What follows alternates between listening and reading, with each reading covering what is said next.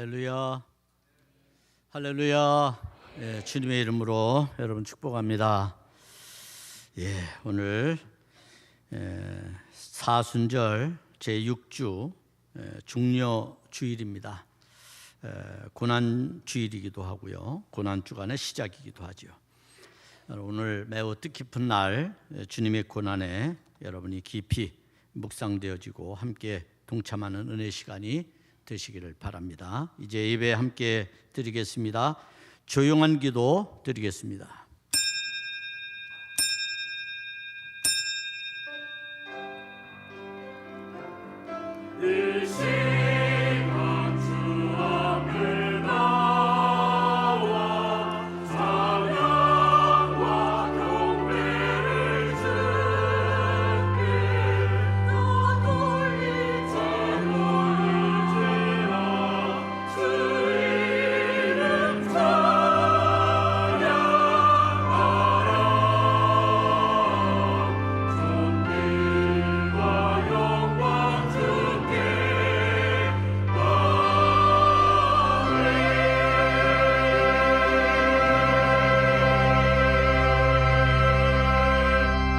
호산나, 호산나. 이 땅의 가장 낮은 곳에 우리를 찾아오신 주님을 생각하며 우리가 주님 앞에 예배로 이 시간 주님 앞에 섰습니다. 하나님, 우리 모두를 용납하시고 주의 뜻 가운데 세우시며 진심으로 호산나 할 수 있는 저희들의 믿음이 되게 하옵소서. 이 예배를 받으시고 함께해 주시기를 예수님의 이름으로 간절히 기도합니다. 아멘. 다 일어나시겠습니다. 영광송 141장을 부릅니다.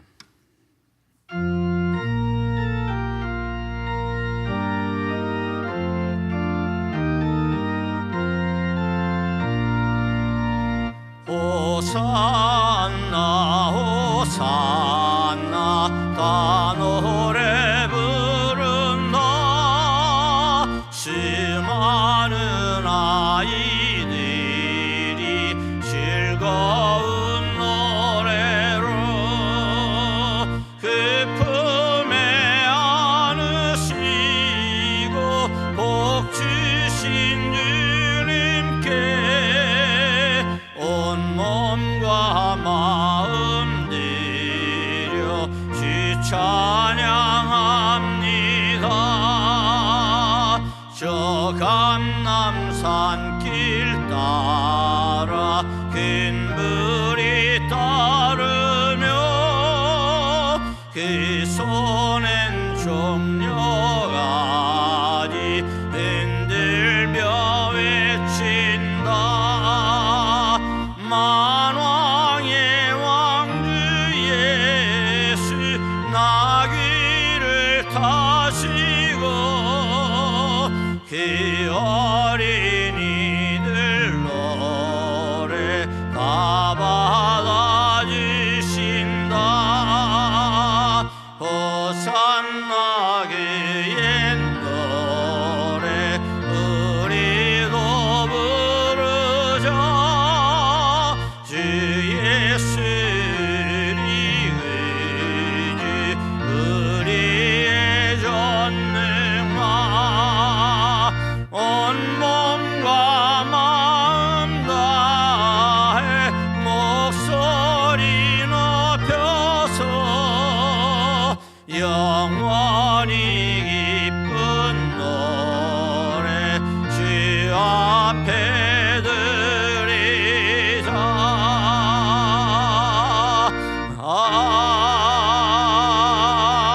아멘.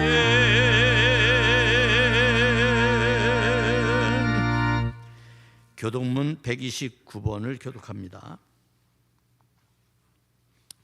교동문 129번 종려주일 교동문을 함께합니다. 시온에 따라 크게 기뻐할지어다. 보라, 내 왕이 내게 임하시나니 그는 공의로우시며 구원을 베푸시며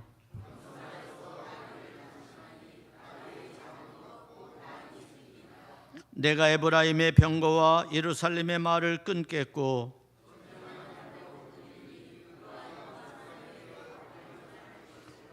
그의 통치는 바다에서 바다까지 이르고 앞에서 가고 뒤에서 따르는 무리가 소리 높여 이르되 주의 이름으로 오시는 이여 가장 높은 곳에서 호산나 하더라. 아멘. 성령 4장입니다.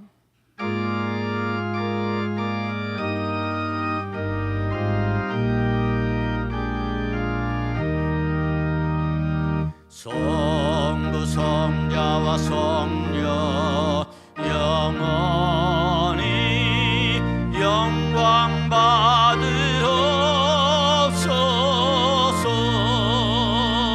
태초로 지금까지 또 길이 영원 무궁 성삼위께 영광. 아멘. 다 자리에 앉으시기 바랍니다. 이 시간 기도할 때에 오늘의 기도를 김규태 장로님께서 기도해 주시겠습니다.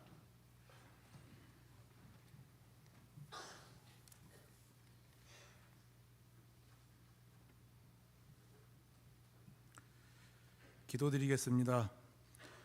할렐루야 찬양과 경배 받으시기에 합당하신 하나님 아버지 감사합니다. 오늘 주님의 날 각자에 흩어져 있던 세빛 성도들을 불러주셔서 예배하게 하신 하나님 참으로 감사합니다. 호흡이 있는 자마다 여호와를 찬양하라 하셨는데 우리의 삶이 다하는 날까지 오직 유일하신 하나님께만 찬양하며 살게 하옵소서. 하나님, 나라와 민족을 위하여 기도합니다. 시국이 어수선하고 나라가 위기에 빠져 있습니다. 우리 믿음의 선진들은 나라가 어려울 때마다 국을 위한 기도를 선포하고 금식하며 나라와 민족을 위하여, 위정자들을 위하여 눈물로 기도하며 나라를 지켜냈습니다. 우리도 선진들의 믿음을 본받아 당리당략만을 위해 국민의 소리를 외면하는 것이 아니라 모두를 아우를 수 있는 올바른 지도자가 세워질 수 있도록 기도하게 하여 주시옵소서.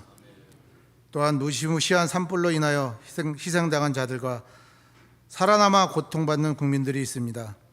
그들도 아직도 곳곳에서 재난과 화마가 끊이지 않고 발생하고 있습니다. 하나님께서 재난당한 자들의 마음을 이루어 주시고 하루빨리 일상으로 돌아올 수 있도록 은혜를 내려 주시옵소서. 고난주간이 시작됩니다. 우리의 죄를 대신하여 우리를 구원하기 위하여 십자가에서 고난당하신 주님의 십자가를 바라보며 한 주간만이라도 오직 주님 중심으로 살아가게 하여 주시옵소서. 고난주간 3인 3색 새생명 특별 새벽 기도회에 우리 모두가 힘들지만 최선을 다해서 동참하며 각자에게 주시는 십자가의 고난을 생각해보는 뜻깊은 시간 되게 하여 주시옵소서. 하나님, 우리 새빛 공동체가 교회에서 선포하는 모든 프로그램에 적극 참여하고 협력하여 선을 이뤄 나가는 아름다운 공동체의 모습을 보일 때 우리의 자녀들이 그 모습을 보고 협력하고 봉사하며 헌신하는 아름다운 교회를 만들고 다음 세대에도 그 다음 세대에도 귀하게 쓰여지는 행복한 교회 되게 하여 주시옵소서.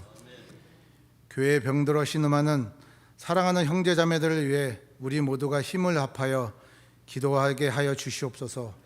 주님께서 의인의 기도를 들으신다고 하셨으니 그 말씀을 의지하여 우리가 진심을 다해서 중보기도할 때에 주님이 들으시고 병석에 직접 찾아가셔서 피 묻은 손으로 안수하시고 병든 몸과 마음을 깨끗이 고쳐주셔서 속히 함께 예배드리게 하여 주시옵소서. 말씀을 전하실 유성진 목사님께 성령의 충만함을 주셔서 진리의 말씀이 선포되어질 때 말씀을 받는 우리 모두가 은혜 받고 감동하여 그 말씀대로 행하는 삶 되게 하여 주시옵소서. 담임 목사님 신방 중에 계시오니 바쁜 일정으로 인해 건강 해치는 일이 없도록 영육간에 강건하게 하여 주시고 가정에 평안 주셔서 주님의 사역을 잘 감당하게 하여 주시옵소서. 두 분의 부목사님과 전도사님들도 담임 목사님을 잘 돕고 성도들을 사랑으로 섬김으로 귀하게 쓰임받는 주님의 종 되게 하여 주시옵소서. 주일 이른 아침부터 교사로, 성가대로, 애찬으로, 주차장에서 또한 보이지 않는 곳에서 헌신한 손길들이 있어서 예배가 성공하는 줄 믿습니다. 하나님께서 봉사하는 손길에 복 내려 주셔서 언제나 행복하게 일하는 봉사자들 되게 하여 주시옵소서. 영과 진료로 드리는 예배를 주님이 기뻐 받았을 줄 믿고 감사드리며 예수 그리스도의 이름으로 기도드렸습니다.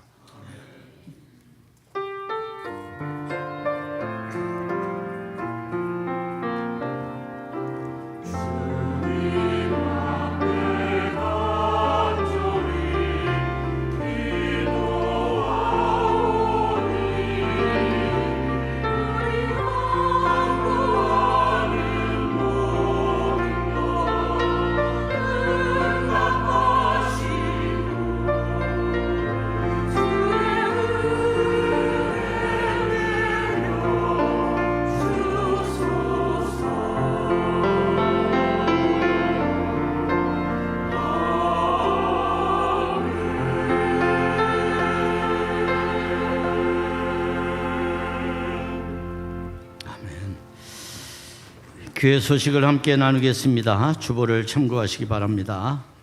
오늘 예배는 사순절 제6주 종려주일 고난주일로 우리가 함께 보내고 있습니다. 오늘은 특별히 오후 예배가 소그룹 모임으로 모여집니다. 속별 소그룹 모임에 여러분이 적극 참여해 주시기를 바라고, 따라서 점심 애차는 각 속회별로 해결하시면 좋겠습니다. 교회에서 오늘 저는 준비하지 않습니다. 사회봉사부에서 두 가지 광고 드리겠습니다. 이음사회에 관한 광고입니다. 매주 우리가 이 지역을 섬기는 프로젝트에 여러분이 함께 참여해 주시기를 바랍니다.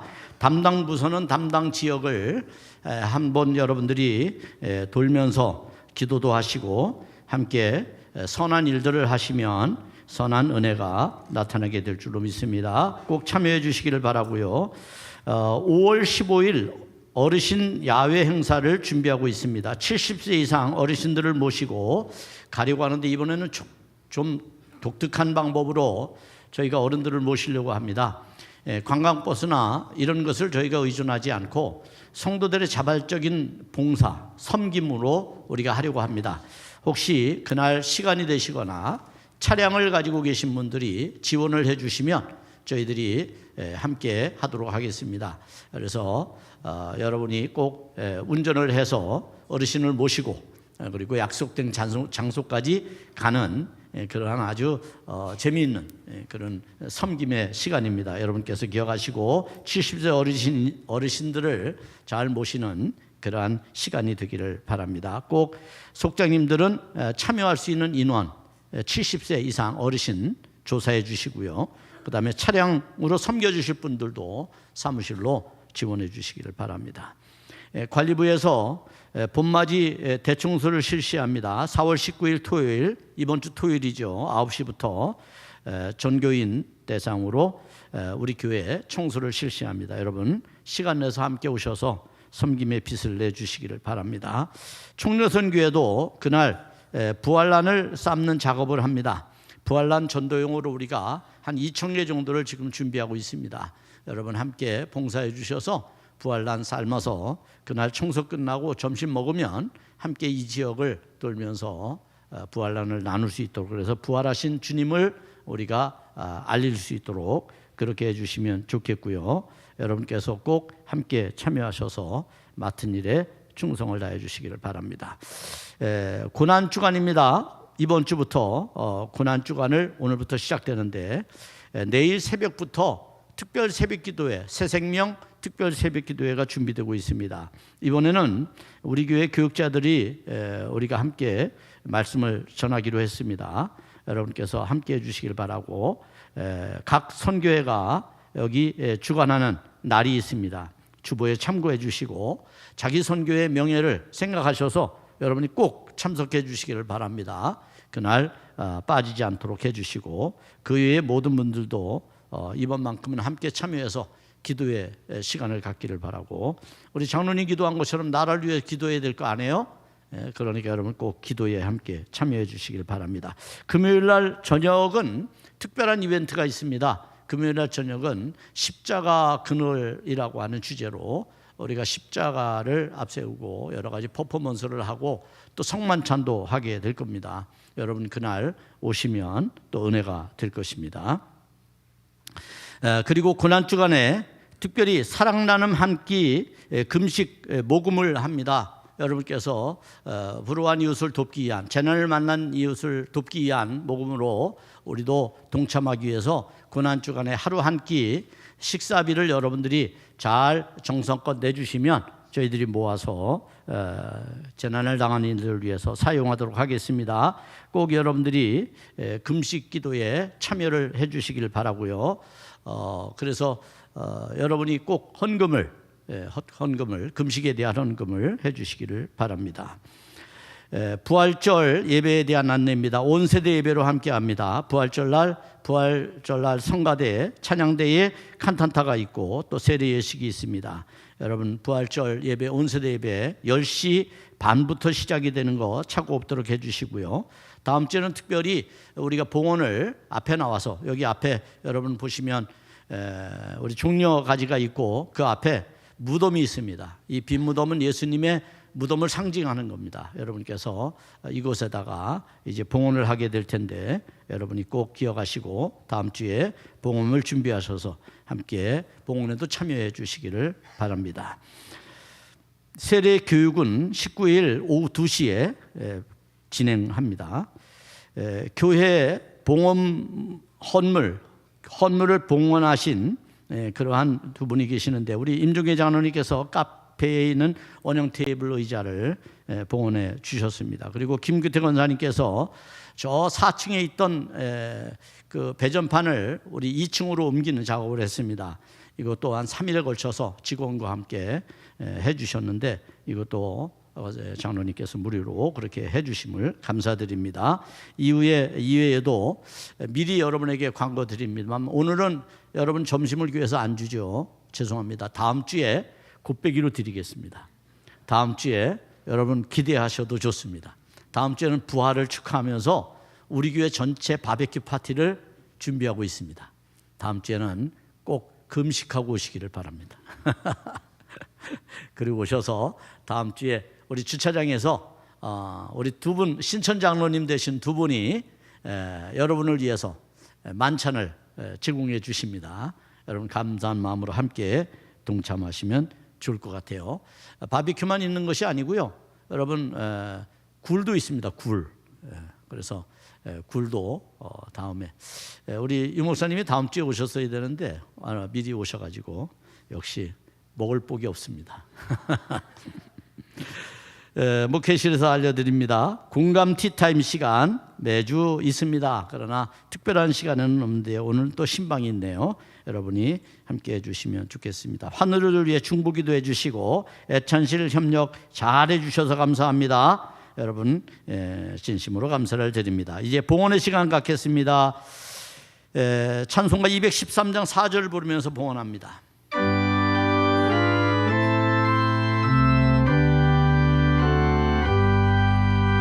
나의 보아들이니 주여 받아주셔서 하늘나라 위하여 주 뜻대로 쓰소서.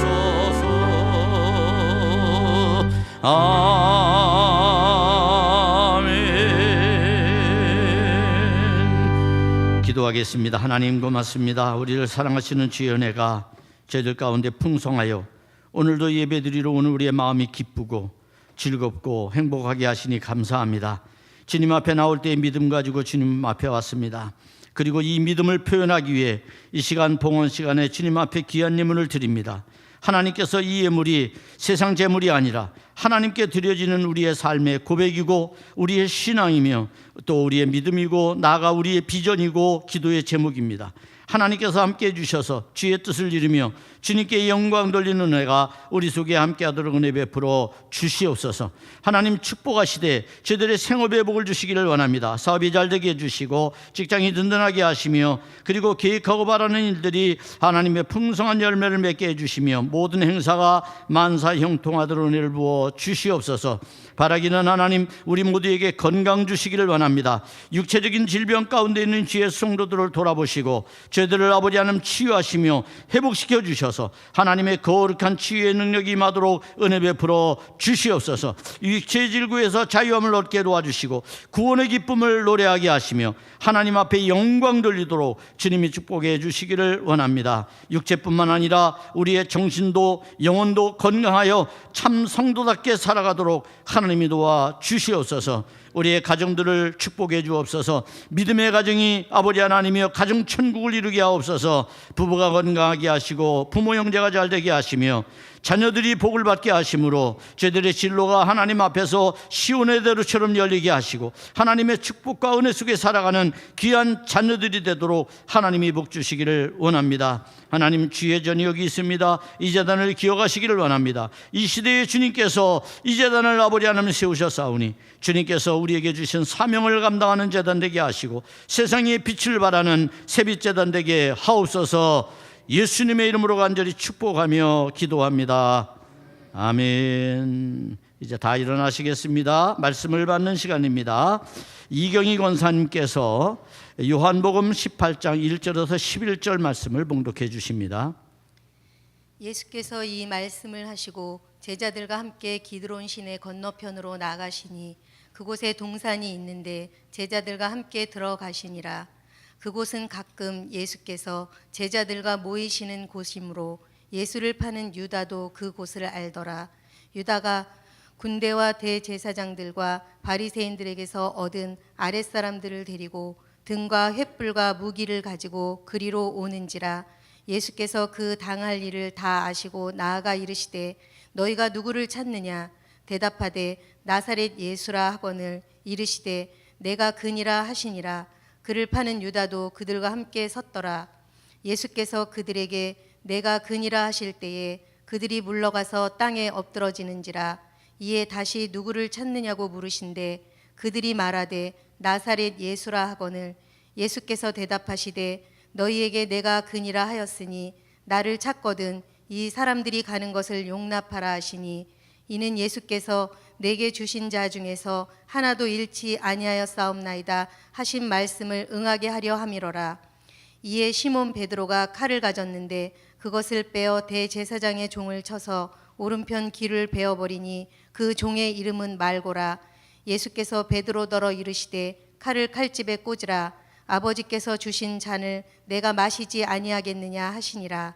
이는 하나님의 말씀입니다. 하나님 감사합니다. 자리에 앉으시기 바랍니다.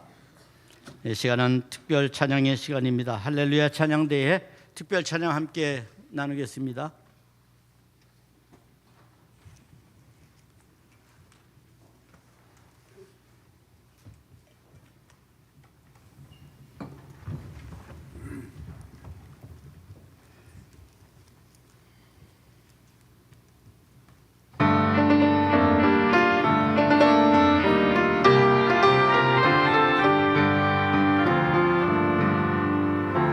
풍주한 거리로 영광의 왕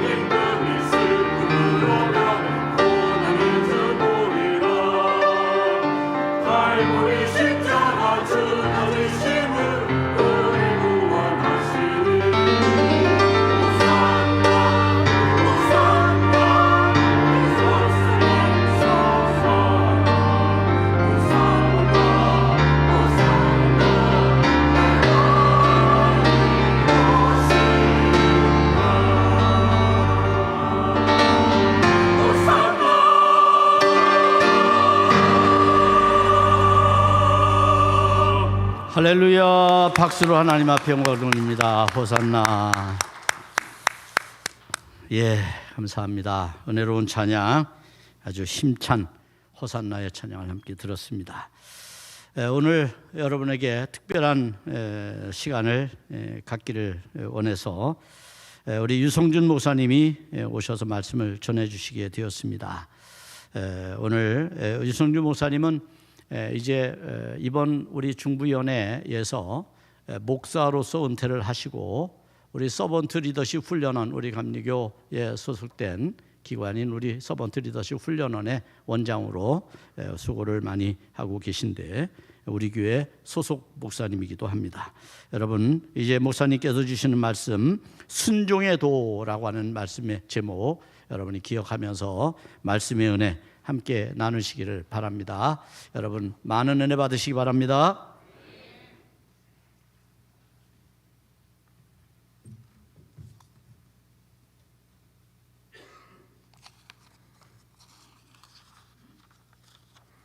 할렐루야. 거룩하고 복된 날, 특별히 이번 주간은 종려주일이고 고난주간인데 이 거룩한 주일 예수 그리스도를 통한 하늘에 속한 신령한 복을 받는 그런 귀한 시간이 되시기를 주님의 이름으로 축복합니다. 옆에 분들에게도 그렇게 한번 인사를 나눴으면 좋겠습니다. 오늘 신령한 복을 받으시기 바랍니다. 이렇게 인사를 나누시겠습니다. 지금 우리가 사순절 절기를 보내고 있는데 잘 아시는 것처럼 사순절은 부활절 전 주일을 뺀 40일 기간 동안 예수 그리스도의 그 생애와 또 수육과 부활을 대망하면서 저희들이 묵상하는 그런 귀한 절기인데 특별히 오늘은 종려주일이고 또 고난주일이라고도 그렇게 얘기하고 이제 한 주간을 저희들이 고난주일로 그렇게 지키고 다가오는 주일은 부활절이고 그다음에 40일 후에는 성령 강림절이 임하는 우리 기독교 그 절기 가운데 가장 중요한 그런 시기거든요. 그냥 교회의 어떤 행사나 절기가 아닌 정말 예수님께서 이 땅에 오셔서 말씀하시고 십자가 부활을 통해서 확증하신 그런 하늘나라의 가치를 새롭게 깨닫고 우리의 신앙을 결단하는 그런 귀한 기간이 되시기를 주님의 이름으로 간절히 축복을 드립니다. 오늘 요한복음 18장 1절로부터 11절 본문으로 순종의 도라고 하는 제목으로 말씀을 전하고자 하는데 예수님께서 이제 예루살렘 성에 입성하시고 그리고 요한복음 14장부터 17장까지 보면 소위 다락방의 강화거든요.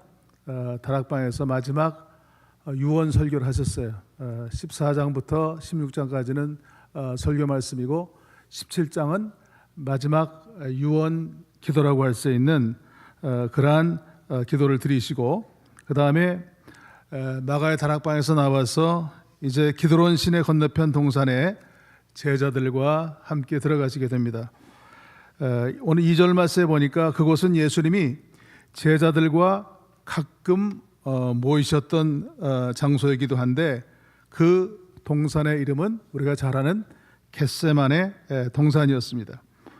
누가복음 22장 39절 말씀에 보니까 예수께서 나가서 습관을 쫓아 감람산에 가심에 제자들도 쫓았더니, 그러니까 그것은 처음 가는 곳이 아니고 예수님께서 예루살렘에 오실 때마다 가끔씩 가서 기도했던 그런 장소인데 누가는 예수님께서 습관을 쫓아 기도하셨다 이렇게 말씀하고 있어요. 이 말은 뭐냐면 시간이 있건 시간이 없건 피곤하건 피곤하지 않건 어떤 상황 가운데서도 습관을 쫓아 나가서 기도하셨다고 하는 그 말씀입니다. 그리고 그 동산에서 마지막 간절한 기도를 드릴 때 그 기도의 결론은 내 뜻대로 마시고 아버지의 뜻이 이루어지이다 이렇게 기도하시고 십자가 지신 그런 역사를 이루신 것이기도 합니다.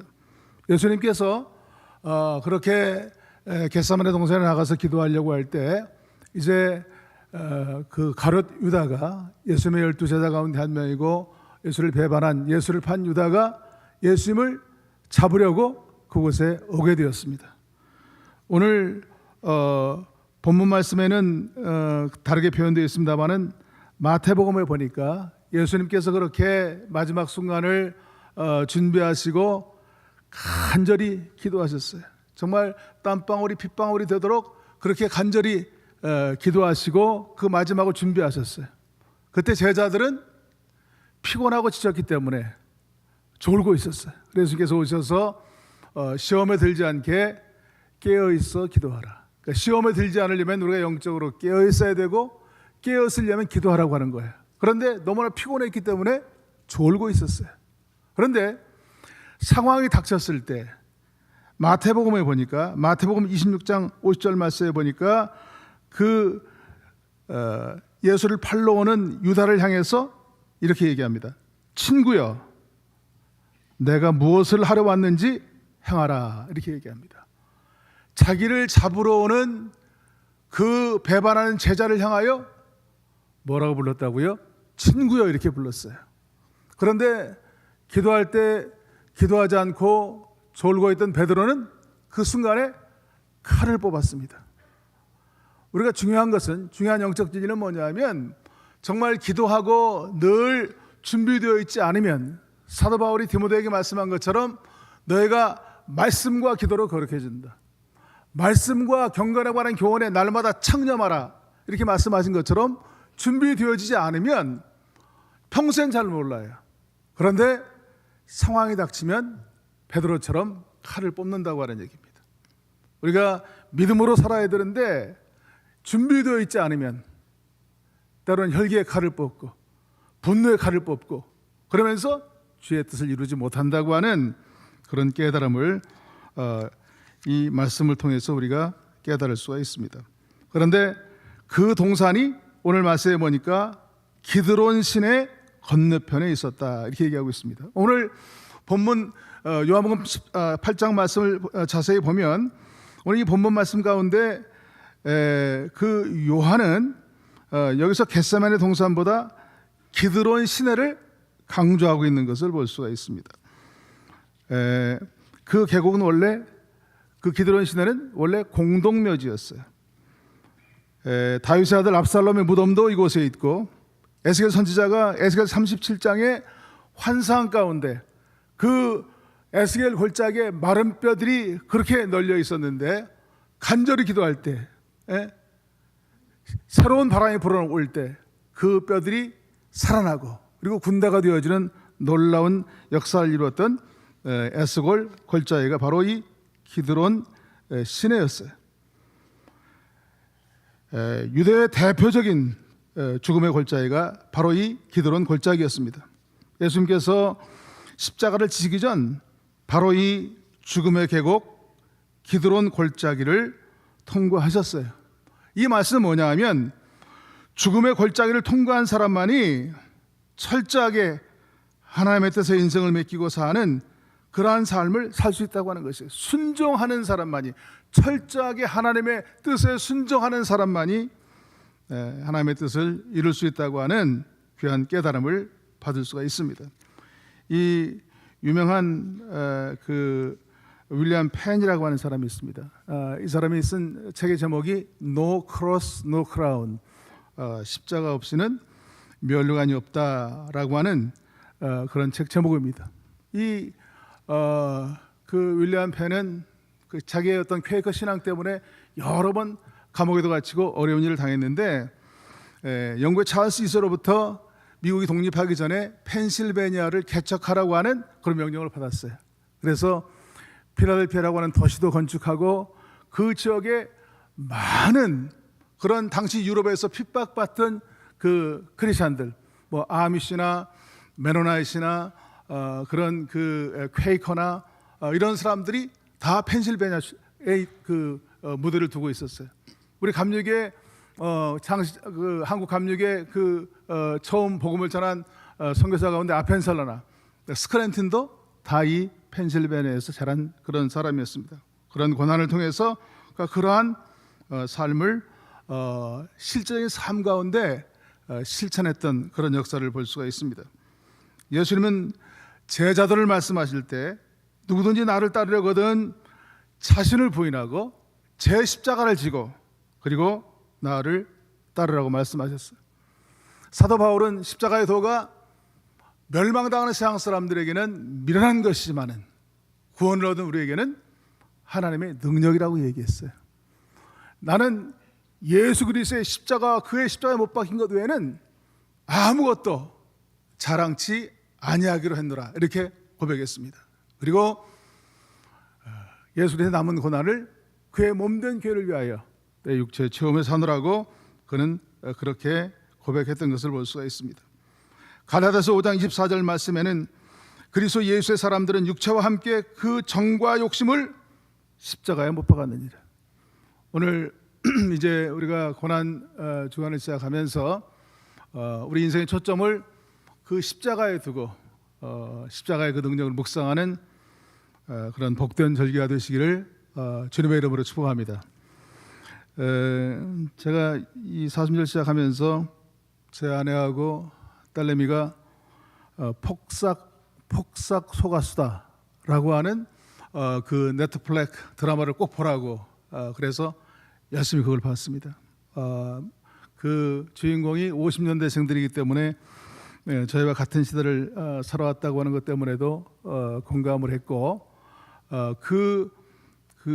누가 박보검하고 그 아이유 두 주인공인데 특히 그 아이유 그 여자 주인공이 자라는 그 과정을 보면서 저는 목사로서 어떤 생각을 했냐면 정말 공동체라고 하는 것이 중요하다.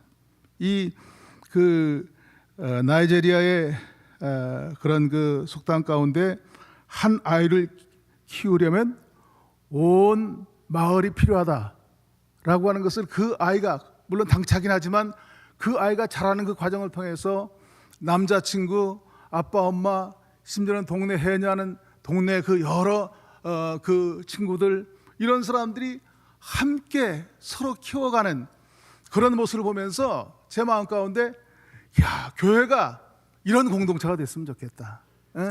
공동체라고 하는 말이 원래 같은 목적, 같은 비전을 가진 사람들이 모인 모임이거든요. 사람만 모였다고 공동체가 아니고 그 모인 사람들이 같은 목적과 비전을 가져야 돼요. 교회 공동체라고 하는 것은 하나님을 사랑하는 사람들이 모여서 서로 아름답게 교제하고 그리고 하는 일은 뭐냐면 이웃사랑을 실천하는 거예요. 하나님 사랑과 이웃사랑이 만나는 연결점이 바로 아름다운 교회 공동체예요. 여러분 그런 교회 공동체로 새벽교회가 세워질 수 있기를 축복을 드립니다. 또 이번 그 기간 동안에 읽었던 책 가운데 줬으면 그만이지라고 하는 책이 있어요. 진주에 있는 김장하 선생이라고 하는 독지가인데 그 사람이 다른 사람들에게 베푼 그러한 업적들을 은혜를 입은 사람들에게 찾아가서 인터뷰해서 만든 책이 줬으면 그만이지라고 하는 그런 책이고 또 MBC 그 TV에서 다큐멘터리로 제목이 어른 김장하예요. 어른 김장하라고 하는 그 다큐멘터리를 그렇게 제작을 했었는데 제가 그 책을 보고 그 영상을 보면서 그 목사님 이제 다음 주가 은퇴한다는 얘기를 했는데 인생 후반전을 정말 어떻게 살아야 될 것인가라고 하는 것을 심각하게 생각하는 그런 기회가 되었습니다. 이 김장하 선생은 사천 사람인데 학교는 중학교밖에 못 나왔어요.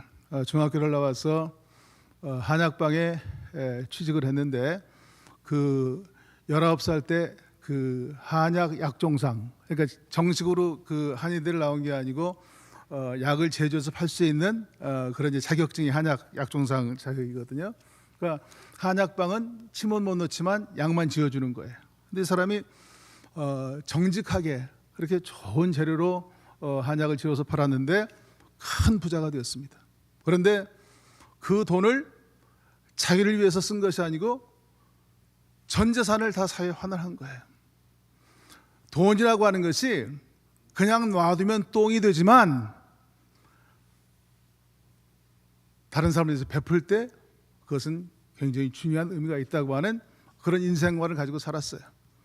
1000여 명 넘는 사람에게 장학금을 주었고, 그리고 지역에 있는 문화, 교육, 예술, 환경 각 분야의 어려운 사람들에게 자기의 전 재산을 바쳐서 그렇게 헌신했고, 또 고등학교를 만들어서 그거를 국가에 경남도청에 헌납하는 그런 일을 했습니다.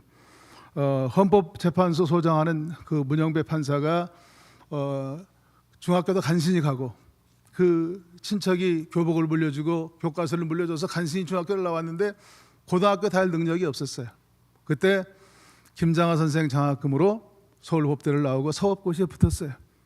그 사법고시를 붙은 다음에 가서 인사를 갔는데 나한테 고맙다고 하지 마라.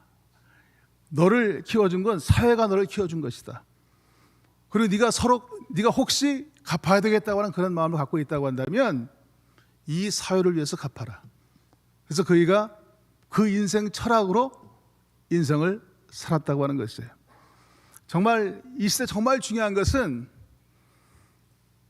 교회가 교회다운 교회가 되어야 되고 성도가 성도다운 교회가 되어야 될 그런 시대에 우리가 살고 있어요.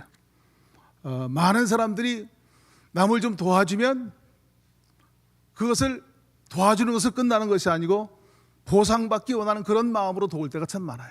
교회도 그럴 때가 많아요.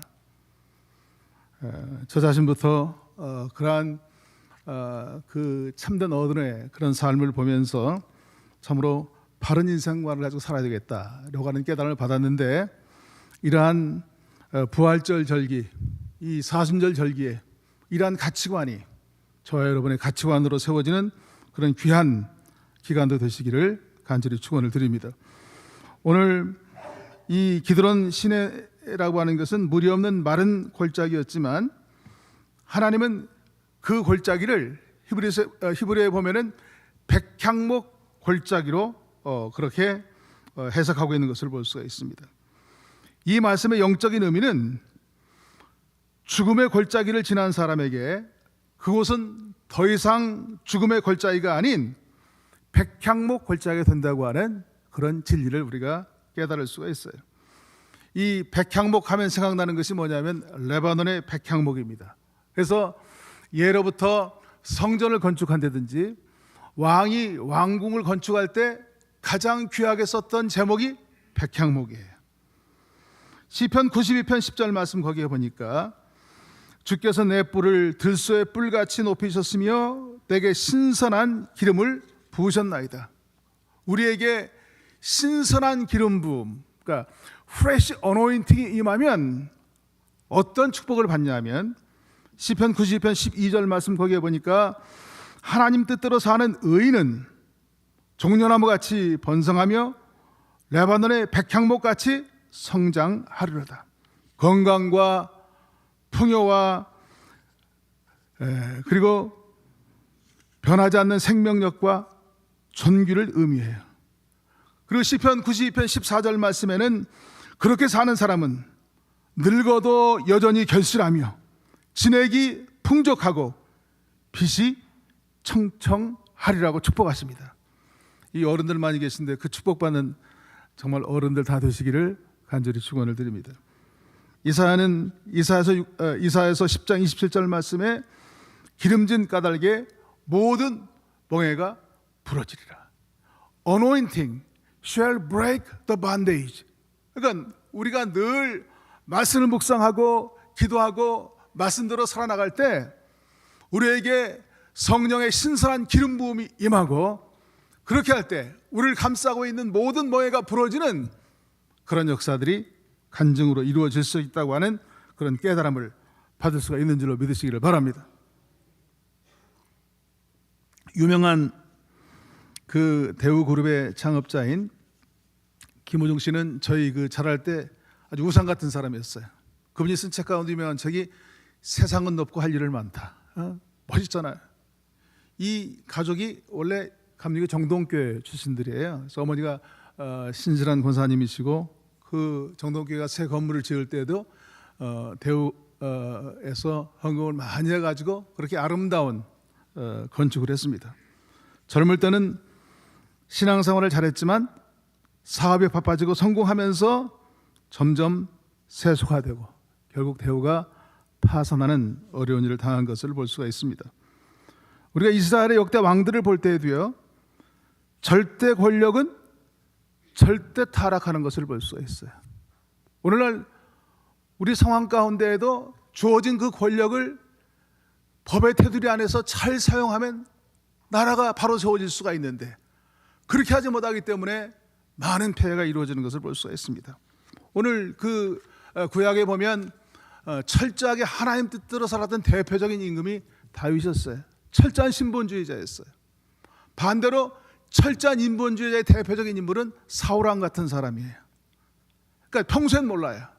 그러나 어떤 상황이 닥쳤을 때 하나님의 뜻에 인성을 맡기고 살 수 있는 것은 하나님의 크신 능력이고 축복인 줄로 믿습니다. 다윗이 젊었을 때는 많은 실수를 했어요. 우리아의 아내와 밧세바가 간음했고 우리아를 살인하고 그리고 회개하고 깨달은 다음에는 다시금 그 죄를 범하지 않은 거예요. 그게 중요한 거예요. 열왕기상 1장 1절 이하의 말씀 가운데 보니까 다윗이 늙어서 이불을 덮어도 따뜻하지 않아 신하들이 다윗의 몸을 따뜻하게 하기 위하여 수넴 여인 아비삭을 택해 왕을 모시게 했다 그랬어요. 성경에 별 얘기가 다 나오죠. 예?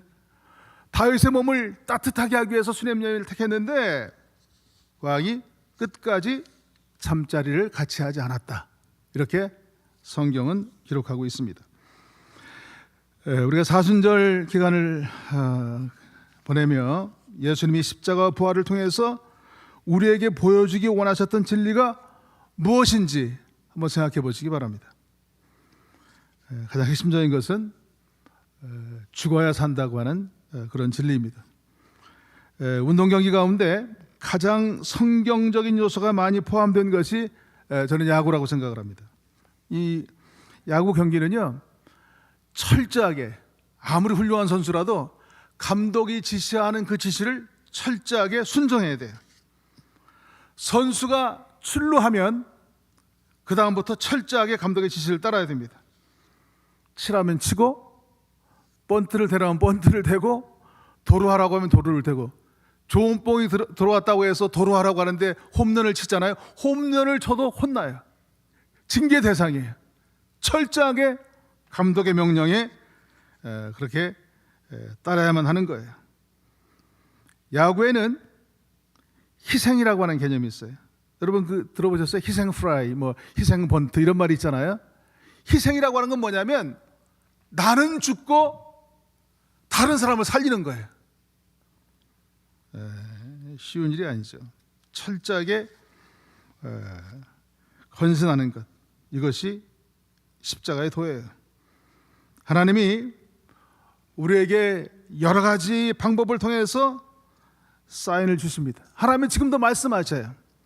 여러 가지 방법을 통해서 말씀하셔요. 때로는 설교 말씀을 통해서 말씀하시고 기록된 성경 말씀을 통해서 말씀하시고 또 환경을 통해서 사람을 통해서 기도할 때 우리의 직관을 통해서 지금도 세미한 음성으로 우리에게 말씀하고 계신 것을 볼 수가 있어요. 내 마음대로 하는 것은 바른 성도가 아니라고 하는 것이에요. 주님의 그 사인에, 감독되시는 그 주님의 사인에 철저하게 순종하는 그런 저와 여러분이 되시기를 간절히 축원을 드립니다. 초신자로 신앙이 자랄 때는 잘 순종하죠. 그런데 신앙의 연륜이 쌓이면 나름대로 신앙관이 형성되고 판단하고 그러면서 순종하지 못하고 자기 주관적인 생각과 충돌하는 것을 우리가 얼마든지 볼 수가 있습니다. 이 미국에서 그 대학교 2학년들을 부를 때 그 2학년이라고 하는 말이 사파모어입니다. 사파모어. 이 뜻은 뭐냐면 논쟁가, 자신의 지혜에 대해서 과장된 의견을 가진 거. 그러니까 대학교에서 전공을 공부하는 것은 3학년 때부터 하는 거거든요. 그러니까 1, 2학년 때는 기초 과목만 배우는 거예요. 근데 기초 과목만 배우고도 다 아는 것처럼 아는 체 한다는 거예요. 예?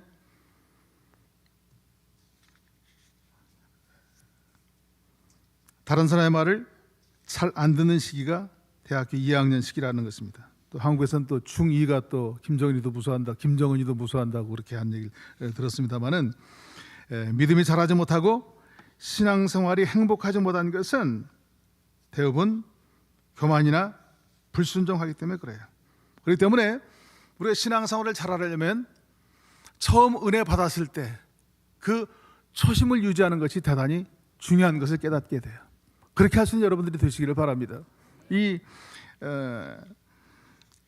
에베소 교회가 대단히 중요한 그런 교회인데, 이 에베소 교회가 처음에는 참으로 대단한 그런 교회였습니다. 사도행 19장에 보면 사도 바울이 그 에베소에 가서, 아볼로가 이미 다녀가서 예수 믿는 사람이 한 12명쯤 있었는데, 가서 복음을 전할 때 너희가 믿을 때 성령이 있는 것을 아느냐 물어봤어요. 그 사람들이 성령이 있는 것도 알지 못한다고 대답을 했어요. 신앙의 기초가 전혀 없는 그런 상태였어요. 그때 사도 바울이 그들을 가리키고 그렇게 안수할 때 은사가 임하는 놀라운 역사가 이루어졌고, 그 에베소에서 3년을 머물면서 두란노 소원을 만들고 아시아의 그런 복음의 전진 기제가 되는 놀라운 그런 도시가 에베소 교회예요. 에베소 지역이었어요. 그런데 그 교회가 에베소 5장 18절 말씀 거기에 보니까 뭐라고 나오는 거 아니? 술 취하지 말라. 이는 방탕한 것이니 오직 성령의 충만을 받으라고 하는 그런 말씀이 나와요. 이 교회가 그렇게 왕성한 교회였었는데 술 취한 사람들이 있었나 봐. 그러니까 바울이 책망하는 거예요. 술 취하지 말라. 이는 방탕한 것이니 오직 성령의 충만을 받으라. 그리고 계시록 2장에 보면 사도 요한이 그렇게 밤모섬에 가서 혼자 예배드리면서 간절히 기도할 때 하늘문이 열리고 당시의 교회 모습들을 보여줬는데 가장 먼저 보여준 것이 에베소 교회였어요. 그 에베소 교회가 한 일이 많은데 문제는 뭐냐면 첫사랑을 잊어버렸다는 거예요. 그러면서 너희가 어디서 떨어졌는지 그거를 알고 회개치 아니하면 교회 촛대를 옮겨버리겠다고 하는 그런 책망이 나오는 것을 볼 수가 있습니다. 도레이 신부님은 권능은 하나님께 속한 것이다. 우리가 하나님의 권능을 받는 데는 오직 한 가지 조건이 있다. 그것은 하나님께 절대 순종하는 것이다. 하나님 말씀하실 때 나와 뜻이 다르더라도 내 자신의 뜻을 조정해서, 그래서 하나님 말씀에 순종할 때, 순종은 행동을 얘기하는 것이거든요. 믿음으로 발을 내디디면 그때마다 주께서 역사하시는 놀라운 믿음의 역사를 체험할 수가 있는 것을 믿습니다. 이 순종이라고 하는 말은 히브리 말로 샤마 또는 쉐마 그렇게 얘기하는데 듣는다는 그런 말이에요. 이스라엘의 교육 헌장인 신명기 6장에도 보면 Hear, O Israel, 이스라엘아 들으라, 그러면서 하나님 말씀대로 살라고 하는 그런 말씀이 지속적으로 나오는 것을 볼 수가 있어요. 순종이라고 하는 것은 말씀을 듣는 거예요. 그렇기 때문에 우리가 예배 참석해서 열심히 말씀을 듣는 것 너무나 중요한 것입니다. 마음을 다하고 목숨을 다하고 뜻을 다하여 내 하나님을 사랑하라 했으니, 이것을 가장 크고 첫째 되는 계명이라고 그랬어요. 우리가 실제적인 신앙생활 가운데 마음을 다하고 목숨을 다하고 뜻을 다하여 하나님을 사랑하는 것이 뭐냐고 물어볼 때 그 대답은 가장 중요한 것이 예배예요. 예배. 에스겔서 40장부터 48장까지 이스라엘의 회복에 대한 말씀이 나오는데 그 핵심은 예배 회복이에요. 에스겔 48장 35절 말씀 거기에 보니까 여호와 삼마라고 하는 말, 여호와 삼마라고 하는 말은 여호와 하나님께서 거기에 계신다, 함께 계신다. 임마누엘의 하나님이 오늘 우리 공동체가 함께 모여서 이렇게 신령과 진리로 예배드릴 때 우리와 함께 하는 것을 분명히 믿습니다. 예배가 그렇게 중요해요. 예수를 잘 믿는 게 뭐냐? 다른 말로 표현하면 예배를 잘 드리는 거라고 그렇게 얘기할 수가 있어요. 아브라함이 장래 기업으로 받을 땅으로 나갈 때 갈 바를 알지 못하고 나갔어요. 순종했어요. 그리고 가는 곳마다 여호와 앞에 제단을 쌓고 여호와의 이름을 부르면서 그렇게 하나님과 동행하고 그 말씀에 순종하는 삶을 살 때 위대한 믿음의 조상, 축복의 조상이 된 거예요. 물론 처음부터 순종한 건 아니에요. 처음에는 한 50% 순종했으면 지속적으로 순종하다가 창세기 22장에 가면 100세 낳았던 그 자식 이삭까지 제물로 바치라고 하는 그 말을 듣고도 순종했어요. 그 말을 사도 바울은 로마서 4장 10절 말씀에 믿음이 뭐냐고 하는 것을 로마서에서 설명하면서 아브라함의 믿음을 예로 드는 거예요. 아브라함이 믿은 바 하나님은 죽은 자를 살리시며 있는 것을 없는 것까지 부르시는 이시니라. 이 말은 뭐예요? 하나님 뜻을 다 알 수 없지만 어떤 방법으로든지 하나님이 약속한 그 아들을 내가 바치면 죽은 자를 살릴 수 있다고 하는 아브라함은 그런 부활의 믿음을 가졌던 것을 믿으시기를 바랍니다. 이것이 우리에게 너무나 중요하다고 하는 것을 깨달을 수가 있어요. 죽음 앞에 인간은 낮아질 수밖에 없습니다. 예수님은 오늘 말씀 가운데 죽음의 골짜기 기드론 시내를 건너셨습니다. 죽음의 골짜기를 건너갈 때 그곳은 백향목 시내가 되었어요. 이것이 십자가의 진리, 십자가의 도라고 하는 것을 깨달을 수가 있습니다. 이 사순절 기간 십자가의 도를 붙잡고 간절히 기도하시는 교회 성도가 되시기를 간절히 축원을 드립니다. 저는 매일 기도할 때 이 말씀하고 마치겠어요. 저는 매일 기도할 때 맨 마지막으로 기도하는 것이 첫 번째는 자녀들을 위해서 기도합니다. 에레미야에도 나와 있습니다마는 너희는 밤 초경에 일어나 너희 마음을 주 앞에 물쏟듯 할지어다. 이제 길머리에 주려 방황하는 너의 자녀들을 향하여 두 손을 들지어다. 물론 손을 들지 않고 기도하지만 간절한 마음으로 물쏟듯 하는 마음으로 자녀들을 위해서 기도해요. 전 세 딸이 있거든요. 둘은 미국에 있고 하나는 한국에 있는데 그들을 위해서 우리가 할 수 있는 방법이 없어요. 쫓아다니면서 그들의 삶을 간섭할 수도 없고 매일매일의 삶 가운데 자녀를 위해서 기도하고 또 한 가지는 십자가 묵상이에요. 여러분, 십자가는 진리인 것을 믿습니다. 진리는 변함은 진리가 아니잖아요. 지금도 십자가에서 흐르는 그 보혈의 능력이 우리를 덮어주시고 우리를 씻어주시고 하나님 뜻대로 살게 하는 능력이 되는 것을 분명히 믿습니다.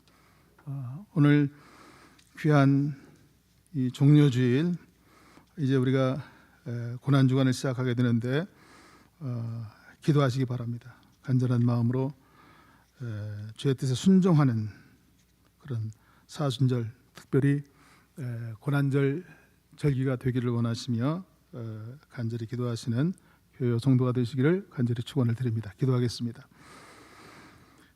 우리의 생명이 되시는 전능하신 아버지 하나님, 오늘 복된 절기에 저희들을 주의 존전에 불러주시고 신령과 진리로 예배드릴 수 있도록 인도하심을 감사합니다. 쉽지 않지만 내 자아가 파쇄되어지게 도와주시고 하나님의 뜻이라고 하면 철저하게 순종하게 도와주시옵소서. 순종이 제사보다 낫고 듣는 것이 수양의 기름보다 나으리라고 말씀하셨는데 아버지 하나님, 오늘 말씀을 붙잡게 도와주시고 순종하며 예배 때마다 여호와 삼마 하나님의 날마다 일마다 함께 하시는 놀라운 역사를 체험하게 도와 주시옵소서.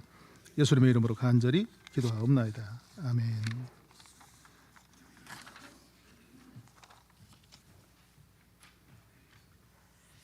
사도신경으로 신앙을 고백합니다. 나는 전능하신 아버지 하나님, 천지의 창조주를 믿습니다. 나는 그의 유일하신 아들 우리 주 예수 그리스도를 믿습니다. 그는 성령으로 잉태되어 동정녀 마리아에게서 나시고 본디오 빌라도에게 고난을 받아 십자가에 못 박혀 죽으시고 장사된 지 사흘 만에 죽은 자 가운데서 다시 살아나셨으며 하늘에 오르시어 전능하신 아버지 하나님 우편에 앉아 계시다가 거기로부터 살아있는 자와 죽은 자를 심판하러 오십니다. 나는 성령을 믿으며 거룩한 공교회와 성도의 교제와 죄를 용서받는 것과 몸의 부활과 영생을 믿습니다. 아멘. 다 일어나시겠습니다. 내가 여기 있사오니 찬양합니다.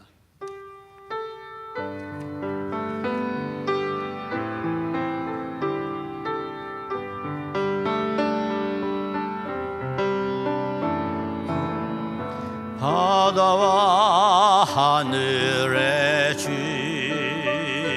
모든 죄악 속에서 부르짖는 백성들 그하리라.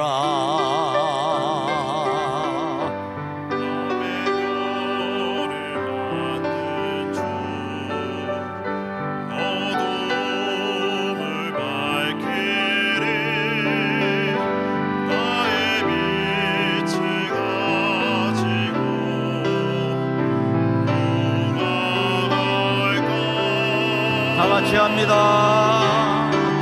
내가 여기 있나이다.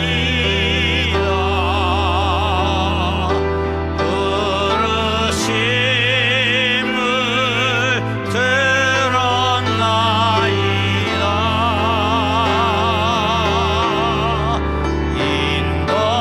인도하사 보내소서. 주의 백성 섬기어. 다시 합니다. 내가 여기 있나이다. 내가 여기 있나이다. 있나이다.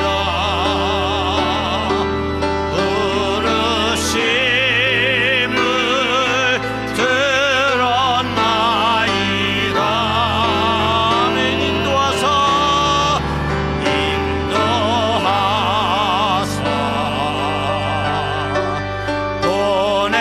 보내소서. 주의 백성 섬기어리다. 이제는 우리 구주 예수 그리스도의 은혜와 아버지 하나님의 극진하신 사랑하심과 성령님의 감화감동 역사 충만 위로 교통하심이 오늘 주님의 부르심 앞에서 하나님 순종을 결단하며 하나님의 거룩한 뜻 가운데 나아가기로 결심하며 돌아가는 귀한 성도들 머리 위에 이로 늘 함께 계시기를 간절히 축원하옵나이다. 아멘.